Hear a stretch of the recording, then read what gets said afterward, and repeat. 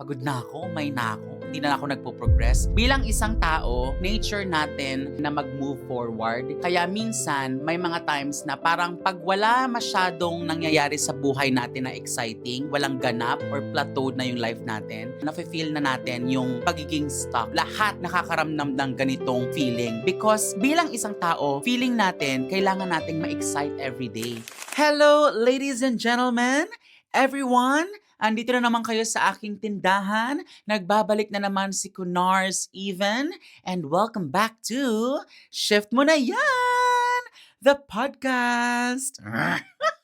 So as you can see po mga Kunars, ako po ay nakapambahay lang. Hindi ako masyadong ayos na ayos, pero fresh pa rin naman. Kasi po ako po ay kakauwi lang galing trabaho. And then after po ng shift ko, literal po na naligo lang ako, nagsipilyo. And currently po, nagluluto po ng hapunan ng aking asawa. So habang inaantay ko po ang aking dinner, alam niyo naman bilang Disney princess, wala tayong ambag dito sa bahay. Ganun talaga. So, mapapasana all na lang kayo. Habang inaantay ko po na tawagin ako ng aking asawa na maghapunan, naisip ko, magchismisan muna ulit tayo, mag-heart to heart talk muna ulit tayo. Kasi na-miss ko naman kayong kausap mga kunars, yung tayong dalawa lang, wala tayong guest for today's video. And shout out po sa aking mga guest. Maraming salamat, na-appreciate ko po ang pagiging open ninyo sa Shift Mo Na Yan episodes ninyo. Sana ay nag-enjoy din kayo na makipagchismisan kay Nurse Even. But for today's episode mga kunars, tayo munang dalawa. Ako and ikaw, chismisan tayo. Sobrang therapist naman for today's video. Pero ayun nga mga kunar, so habang nagbabath kasi ako, meron kayong ganon? Charot lang. Hindi, ayan. So, habang nagbabath ako, naliligo ako, nagbabrowse kasi ako sa Facebook, sa cellphone ko. Tapos, chine-check ko yung mga comments ninyo, yung mga feedback, yung mga shares. And nasabi ko na to sa inyo, di ba, mga kunars, na every time I post videos, nakafocus ako sa mga comments ninyo, sa mga captions ninyo pag sinishare nyo yung videos. And nagre-reflect ako doon para nga malaman ko kung have, wale. So, nire-review ko yung mga pinopost kong short clips, yung mga reels sa Facebook ko. And na-shock ako kasi, paano yung shock?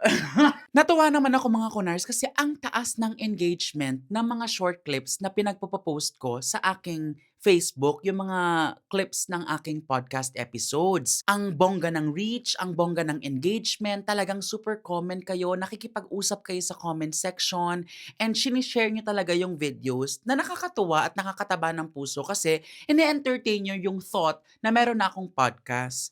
Pero in a way, habang yun nga, nagre-reflect ako dun sa mga comments ninyo, hindi naman ako na-alarm, hindi rin ako na-bothered. Pero concerned ako kasi kilala ko kasi ang mga audiences ko, ang mga followers ko, ang mga kunars ko, kilala ko kayong lahat. Hindi naman literal ha, hindi isa-isa. Pero bilang isang content creator kasi, kilala namin yung mga audience namin. Kinikilala namin kung yung age group, yung gender, yung statistics. So, medyo na-concern lang ako kasi yung mga videos na pinost ko sa TikTok, Instagram, and Facebook is about comparison, yung feeling mo behind ka na sa buhay. Yung mga audience ko, mga kunars, number one, mga trentahe na. Number two, either mga OFWs kayo or nasa Pilipinas. And number three, mga professional na. Hindi ko masyadong sakop ang mga bata, mga teenagers. Karamihan ng mga followers ko ay mga trentahe na, matatanda na. May mga career na talaga sa buhay. And the fact na yung iba sa inyo nakaka-relate na behind pa kayo sa life, stuck pa kayo sa life, nagko-compare kayo, parang feeling nyo walang nangyayari sa buhay ninyo. Parang hindi nga ako na-alarm pero sabi ko, hala, bakit gano'n? Nagko-comment kasi kayo na, I feel you, Nurse Even, I'm feeling stuck, parang wala pa rin nangyayari sa buhay ko, may dalawa na akong anak, 30 na ako, masaya naman kami ng asawa ko, pero feeling ko wala pa rin nangyayari sa career ko. So sabi ko, shucks, the fact na may mga nakakaramdam ng gano'n, sabi ko, shucks, kailangan nating pagchismisan ito para ma-monetize ito. Hindi. Para para bigyan natin ng focus yung nararamdaman ninyo. Feeling ko kailangan niyo ng kausap mga kunars. So for today's episode, magchichismisan tayo, magkekwentuhan tayo. Ang pag-uusapan natin is, bakit natin nararamdaman yung mga ganyang feeling, yung pakiramdam na behind pa rin tayo, yung pakiramdam na stuck pa rin tayo, at yung pakiramdam na parang wala pa ring nangyayari sa buhay natin. Normal ba yan? Dapat ba nating maramdaman 'yan? Ano ang nangyayari sa atin? It's giving therapist naman mga kunars. Yan ang focus ng episode natin for today's video and audio. And available na po tayo sa Spotify mga kunars. Pakinggan nyo naman. And mga kunars, bago po tayo magpatuloy sa ating chismisan, kwentuhan, magbibigay lamang po ako ng disclaimer na ito po ay sarili kong opinion. Ito po ay malamang-malamang nangyari na sa buhay ko, kaya naisip ko na i-share sa inyo. So, most of my advices or yung chismisan natin ay base sa life experiences ko. Hindi dahil sinabi ko ito, ay ito na ang tama, okay? May kanya-kanya po tayong opinion sa buhay, may kanya-kanya po tayong pinagdadaanan sa buhay, at may kanya-kanya po tayong perspective sa life. So, respect my opinion. Yun lang ang ibig kong sabihin. Hindi, kasi bilang isang tao, paiba-iba ang nararamdaman natin, iba-iba ang thinking natin. So, just because sa tingin ko tama ito sa akin, doesn't mean na tama na ito dapat sa inyo. Tayo po ay may feelings, tayo po ay merong will and power to think differently. And may mga times na may sasabihin ako dito sa episode na to, and then sa next episode, bigla kong nabago yung opinion ko. And that's normal, that's okay. Kasi iba-iba nga tayo ng nararamdaman on a daily basis. So kung iba kayo ng paniniwala, iba kayo ng opinion, feel free to comment down. Comment lang kayo below. 'Di ba nagre-reply naman ako sa mga comments ninyo eh. Or malay nyo, kayo na ang next guest ko mga konars. So ayan, first question, Nurse Even, normal po ba na pakiramdam ko behind na ako sa buhay, stuck na lang ako sa buhay? Yes, mga kunars. Bilang isang tao, nature natin na mag-progress, nature natin na mag-move forward. Kaya minsan, may mga times na parang pag wala masyadong nangyayari sa buhay natin na exciting, walang ganap or plateaued na yung life natin, there will be times na nabuburyo tayo, there will be times na down ang emotions natin, and there will be times na nafe-feel na natin yung pagiging stuck. Kaya nga 'di ba, pag bagong job, bagong career, ang exciting. Kasi bago lahat eh. Nagpo-progress yung life mo. Na-excite ka. You're looking forward to your new job, to your new career. Pero patagal ng patagal, pag nasanay ka na sa routine na yon, pag nasanay ka na sa work mo or sa career mo na yon, may mga times na nabuburyo ka na. Kahit yan yung job na dream mo, kahit pinagpaguran mo yan, pinaghirapan mo yan, ipinagdasal mo yan sa Panginoon, there will be times na magigising ka na lang isang araw, pagod na ako, umay na ako, hindi na ako nagpo-progress. Normal na pakiramdam natin yan. Kahit kami pong mga success, kaya tignan mo, 'di ba, kahit sobrang multi-billionaire, millionaire, nag-e-explore pa rin sila ng mga to the point na nagiging weirdo na sila kasi ikaw ba naman bilyonaryo ka, nagiging routine mo na lang ang traveling, sugal, fun, drugs, lahat na, Diyos ko. Kasi you have everything, bilyonaryo ka na. Pero since gano'n na yung nafe-feel mo araw-araw, nasa-stuck ka na sa limbo, nasa-stuck ka na sa cycle, to the point na kahit sobrang yaman mo na, you still feel stuck.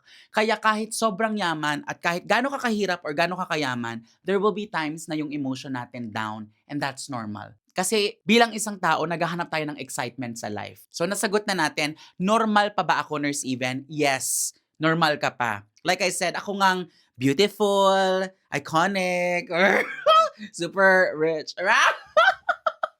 Hindi, pero alam mo yon, nakakaramdam pa rin ako ng ganon. Bagot, stuck. Tao lang rin ako. Naghahanap ako ng saya, ng ligaya, ng excitement, ng adventure. And for today's episode, yan ang pag-uusapan natin. Yung mga rason, moments, and yung mga nagtitrigger sa atin, bakit feeling natin stuck na lang tayo sa life. At ang pinakaunang-unang rason, and for me, major reason kung bakit yan yung nararamdaman ninyo paminsan-minsan, is wag na tayong lumayo, comparison.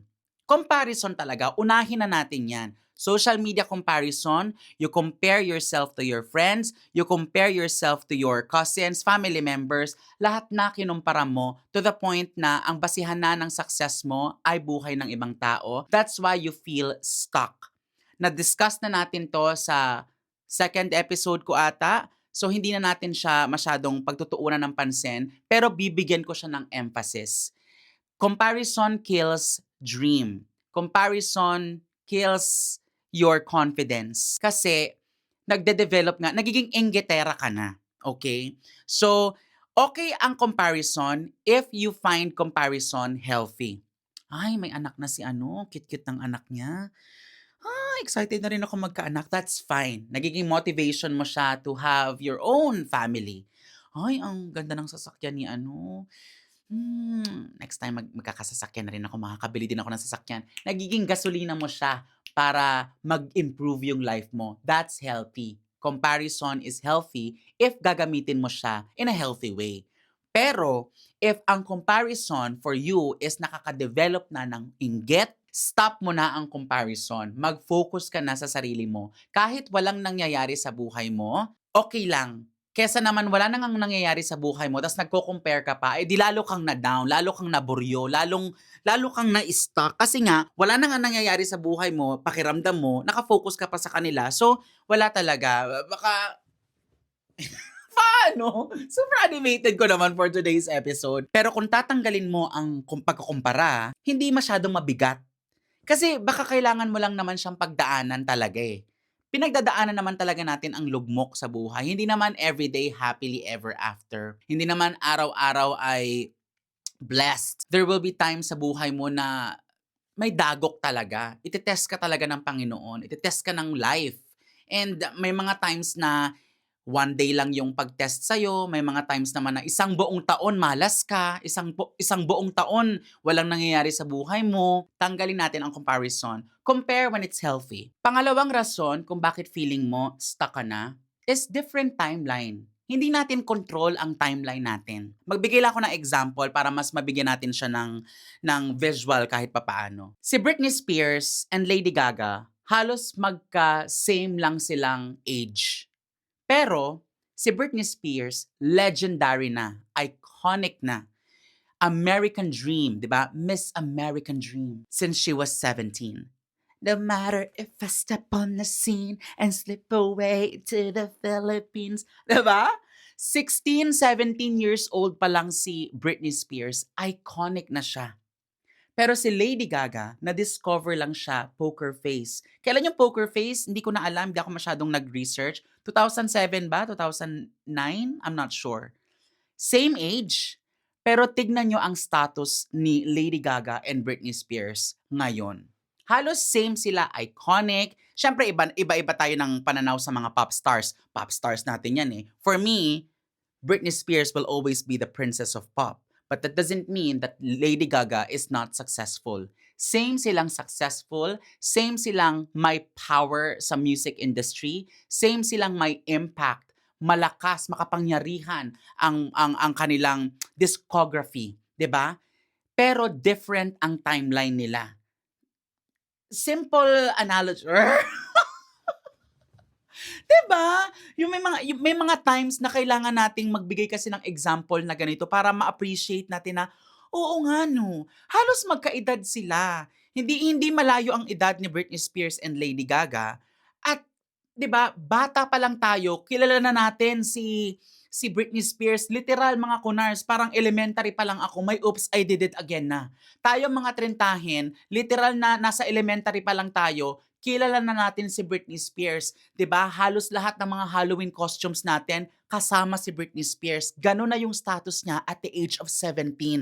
Pero si Lady Gaga, umusbong ang career 2000s na. 'Di ba? Medyo mga dalaga na tayo, binata na tayo, party goer na tayo. Pero ang status nila hindi na nagkakalayo. 'Di ba? Mother monster na si Lady Gaga. So, may mga times na kailangan yung makita yung picture na gano'n eh, yung istorya ng mga gano'n para malaman ninyo na ang timeline ni Britney Spears ay never magiging timeline ni Lady Gaga, but that doesn't mean na hindi nila patutunguhan yung success na gusto nilang i-achieve. So, yun lang. Sana ma-appreciate nyo yung example ko kanina. I'm not sure kung na-explain ko siya ng maayos, pero feeling ko naman, na-explain ko siya in a way na maiintindihan nyo siya para ma-appreciate na wag nyong i-base ang timeline nyo sa timeline ko. Ako po ay graduate ng 2012.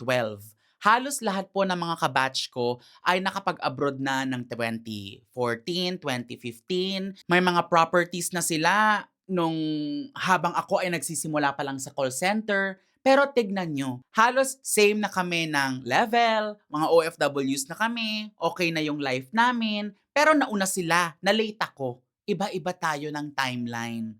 Antayin lang talaga natin. Minsan nga hindi natin aantayin tatrabahuhin din talaga natin yung timeline natin in order for us to achieve that particular timeline na matagal na nating pinapangarap.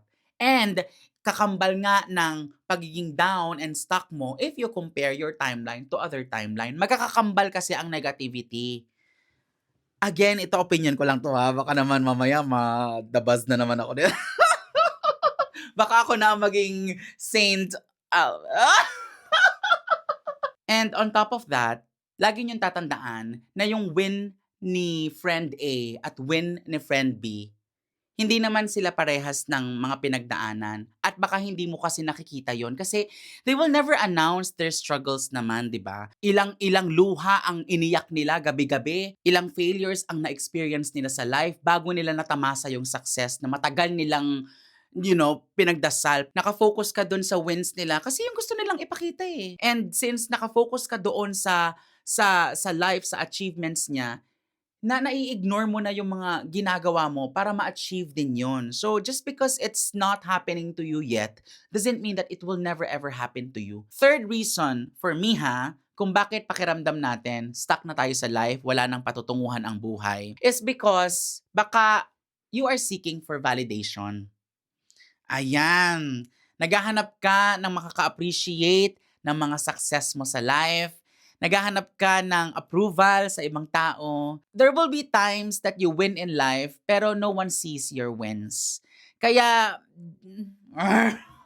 sa buhay natin talaga, may paminsan-minsan lang naman. There will be times na no one is there for us para mag-celebrate sa atin. And that's fine. Ako siguro, ganun na yung pananaw ko sa buhay bago ko na-meet si Paul. Kasi nga, OFW nga ako eh. Hindi ko in-OA yan, ang buhay OFW Pero reality namin ng iba na may mga achievements kami dito na kami na lang ang mag-celebrate. Kasi wala naman dito ang parents namin, wala dito ang mga mahal namin sa buhay, ang mga close friends namin, wala dito. So, for me, yun nga, kasi since nasanay ako mag-isa dito bago ko na-meet si Paul, of course, iba na ang buhay ko ngayon. Every time na may panalo ako sa buhay, small man yan or big, kasama ko na mag-celebrate si Paul. Meron na akong pagsasabihan.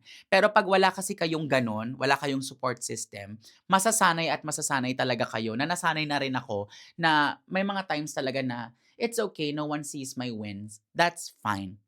Pero may mga tao naman talaga na sumasama ang loob kapag may mga times na hindi available yung friends nila or family members nila, pag meron silang mga na-achieve or may mga gusto silang plans. Sometimes, for me friends or family are not or never your market. And that's okay. 'Di ba? Pansin nyo minsan, nagbukas kayo ng business, meron kayong pinopromote na channel, ito, mga podcast, YouTube, nag-content creator na kayo, naging vlogger na kayo. So, bilang isang tao, nature natin na naghahanap tayo ng validation, support sa mga close friends natin, sa mga malalapit sa buhay natin, sa pamilya natin. Uy, supportahan mo naman ako dito. Huy, nagbukas ako ng ganyan. Pahingi naman ako ng opinion mo. Naghahanap tayo ng validation, ng approval from our close friends or family members. But there will be times that you will feel na, bakit parang hindi nila ako sinusuportahan? Bakit nasaan sila? Hanggang dumating na sa punto na magtatampo ka na sa kanila, magsi-self-pity ka na, sasama na ang loob mo kasi hindi ka nila sinuportahan, wala kang validation or opinions or support na natanggap from them. That's okay. Okay? Hindi dahil friends or family members mo sila ay 100% na nandyan sila for you. Reality, Sad siya, oo, nakakalungkot paminsan-minsan, pero ito ang reality. Friends mo sila or family mo sila, pero tao lang din sila. Meron silang sarili nilang issues sa life, may pinagdadaanan sila, may mga pamilya din sila, may iba din silang problema. To the point na hindi ka na nila maasikaso, hindi ka na nila mabigyan ng pansin. So, if you are a type of person that always seeks validation sa mga friends, gusto mo palaging may opinion ang mga friends mo or mga family members mo, hindi ko naman sinabi na tanggalin mo na yung attitude na yan. Pero dapat alam mo yung consequence na there will be times that they will not support you. There will be times that you will feel that no one is there for you. And kailangan ready ka sa ganon. Ako mga kunars, i-ano ko na naman sa akin. Siyempre, shift ko na to. So ako ang bida dito. Dumating sa, sa phase ng buhay ko na nagtampo din ako sa mga friends ko na nagsisimula pa lang ako. This was 6 years, 7 years ago na nagbukas ako ng YouTube. Gusto kong maging content creator, vlogger. Una mo kasi instinct mo yan eh. Uy, follow mo naman ako, supportahan mo naman ako. Mag-comment ka naman doon. Magbigay ka naman sa akin ng idea. Feedbackan mo naman ako. Nature natin yan eh. Naghahanap talaga tayo ng support system sa family and friends natin. Pero since hindi palaging available ang support and hindi palaging available ang friends mo, magtatampo ka talaga. Normal na nangyari din sa akin yan. Pero yun nga, na-realize ko na okay lang na hindi nila ako suportahan kasi baka mamaya busy din sila sa buhay. Minsan, stranger pa ang susuporta sa iyo. And that's okay kasi nga nagbe-business ka eh. Gumagawa ka ng sarili mong pangalan, gumagawa ka ng sarili mong journey, nagpapakilala ka.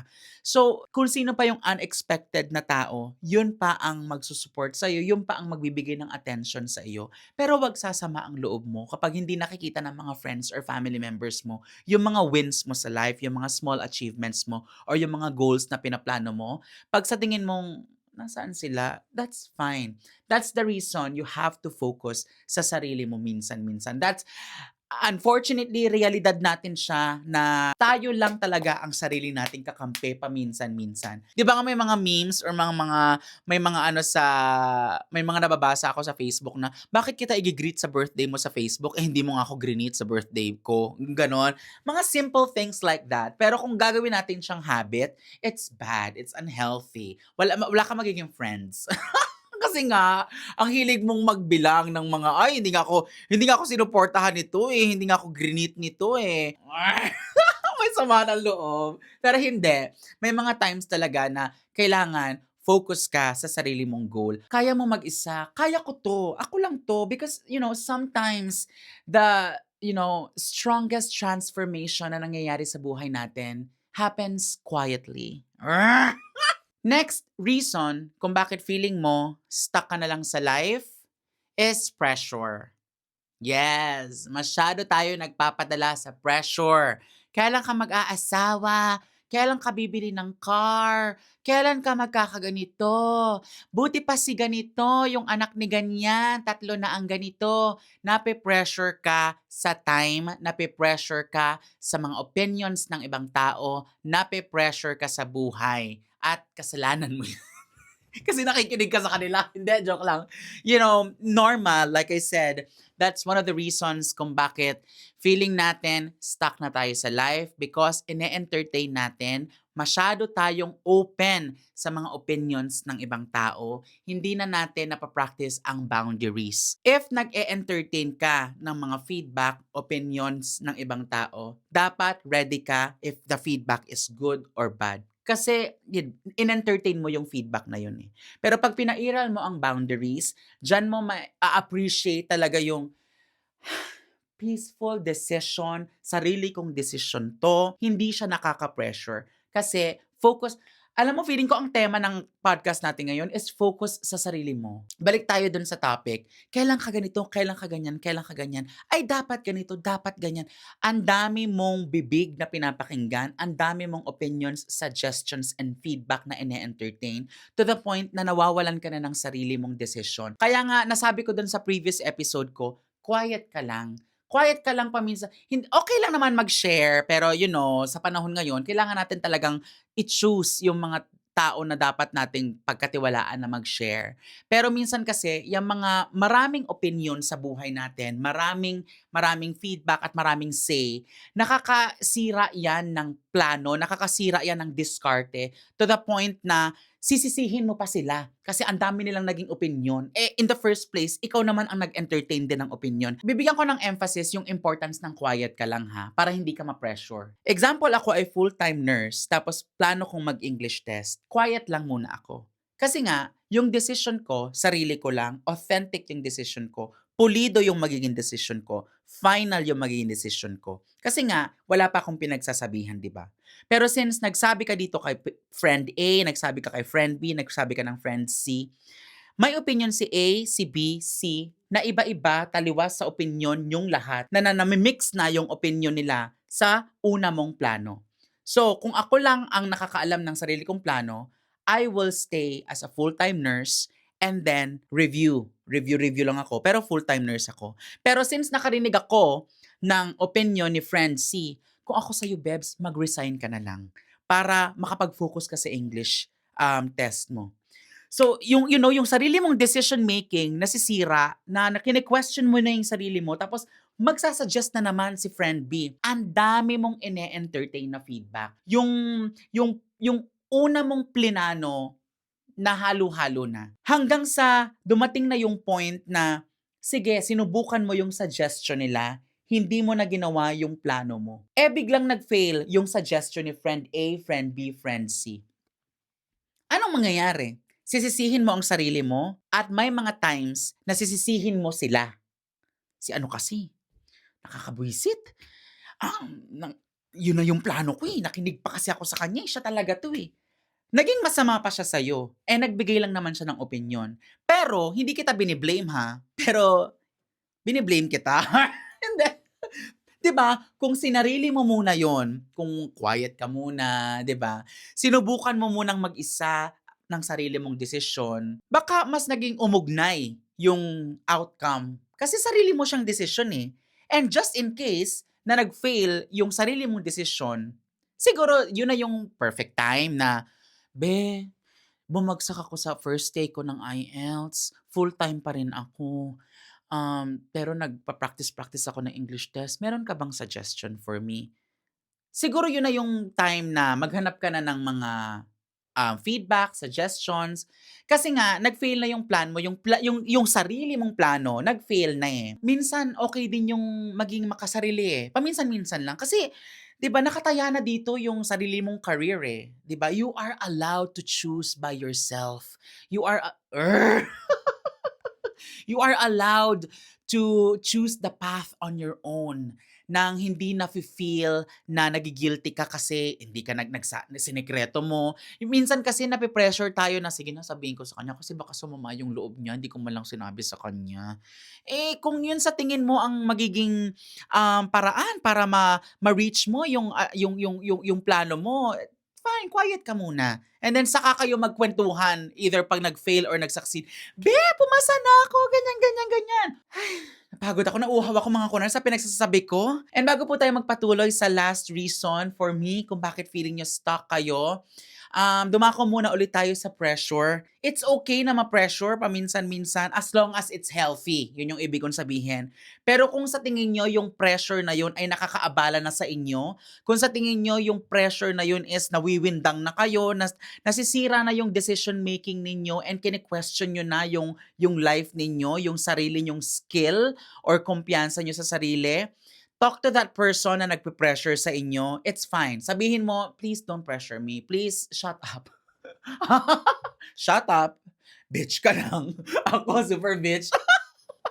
Hindi, ang ibig ko sabihin, talk to that person na parang, friend, I appreciate your opinions sa akin, pero I hope you understand na sinisira mo ang desisyon mo sa buhay. I hope you understand na hindi ka nakakatulong.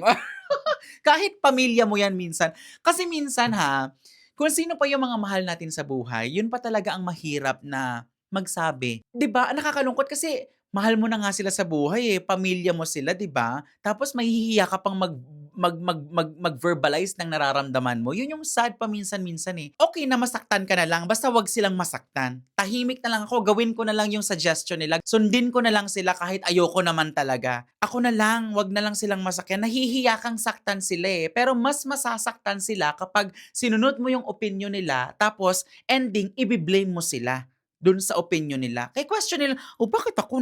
Ano lang naman ako, nagsuggest lang naman ako. Bakit parang galit ka?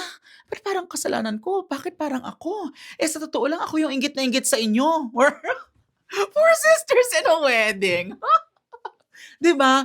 Communicate. It's okay to say no. If you feel that you're being pressured by that person, the one that you love, asawa mo, jowa mo, kapatid mo, pinsan mo, kaibigan mo, mama, papa mo, mag-heart to kayo. Wag kang ano. Ayun lang. And last reason for me kung bakit feeling nyo ay nasa stuck na kayo sa life. And like I said, bago natin tapusin, it's okay to feel sometimes that we are stuck. Tao lang tayo. Last reason for me is identity crisis. Oo. Yung basihan ng success nung 12 years old ka, ay hindi na yan basihan ng success ngayong 32 years old ka. 'Di ba? Ang basihan sa'yo ng fun nung 20 ka, ay hindi na basihan sa'yo ng fun ngayong 30 ka. And that's okay. Nag-iiba-iba tayo, nag-evolve tayo. That's part of life. Outgrowing yourself sometimes can lose yourself. 'Di ba? Outgrowing yourself can lose yourself sometimes. Feeling ko naman tama yung grammar ko. Pero you get the sense. Minsan, kailangan nating pagdaanan, naki-questionin natin yung mga decision-making natin, yung sarili nating identity, yung mga nangyayari sa buhay natin. Kasi nga, baka nakabase pa rin kayo sa success nung 20 years old kayo. Baka yung success nyo kasi, na-stuck na lang kayo dun sa varsity player ka. Baka nga ikaw, Mr. Nursing ka, Miss Nursing ka, alam mo yon. Yung success mo nung nag-aaral ka pa lang, ay hindi na yan success sa totoong buhay ng career mo. 'Di ba? Pero you don't have to invalidate that success. I-ignore mo kasi success mo 'yun eh. 'Di ba? Kumuha ka ng lesson doon, kumuha ka ng i-reflect mo 'yon kasi baka makatulong 'yon para mag-venture out ka, ma-experience mo or makapag-try ka ulit ng panibagong goal. Kasi nga hindi puwedeng forever ka na lang Mr. Nursing, varsity player, hindi forever na ikaw ang famous sa klase. Darating ang panahon na hihit ka ng reality ng life, ng career mo na baka maaaring super popular mo nung college ka tapos hindi ka pinapansin ngayong nasa office ka, hindi ka pinapansin sa ospital. Galit pa sa'yo lahat ng mga katrabaho mo, di ba? It's unpleasant, it's uncomfortable, hindi siya magandang pagdaanan, pero for me, i-embrace mo yung identity crisis na na-experience mo kasi once na nalagpasan mo yan, ang sarap sa feeling talaga. Yes, talagang hindi siya maganda, hindi siya kaaya-aya. Yung tipong maaaning ka talaga na, oh my God, ano bang gusto ko sa buhay? Bakit parang walang nangyayari sa buhay ko? Super serious! Pero alam mo yun, once na na-figure out mo siya, everything will make sense. Talagang ma-appreciate mo na napagdaanan mo siya. You will be stronger than yesterday. Ayun. Ayun lang. That's just my side. Like I said, this is my opinion. And kung sa tingin mo, meron pa kayong mga gustong i-advise sa mga viewers or listeners natin, feel free to comment lang below. Feel free to communicate with us. Talk to us. Yan ang reason kung bakit healthy ang mind ko siguro kahit ang tagal ko na dito sa abroad. Number 1, andyan nga si Paul. Number 2, open kasi ako. Open ako sa inyo. Nakaka-therapy kasi sa akin din to yung closeness ko sa family ko, sa friends ko, and at the same time, kahit wala akong friends ngayon, literally, 'di ba, kahit wala akong kausap, nakakausap ko kayo. So, super healthy ng mga usap. Pero, yung pangangusap, dapat nga ready ka sa feedback, ready ka sa mga comments, pleasant man yan or unpleasant, kasi you are being open to them. For today's episode, sana po ay nakatulong itong mga pinagchichismisan natin. Sana po ay nag-enjoy kayo sa shift ni Nurse Even. Maraming salamat mga kunars for tuning in. Nakakairita. Super podcaster. Pero maraming salamat po. Nag-enjoy ako. Once again, this has been Nurse Even, Pretty Check, and Roar! Bye mga kunot!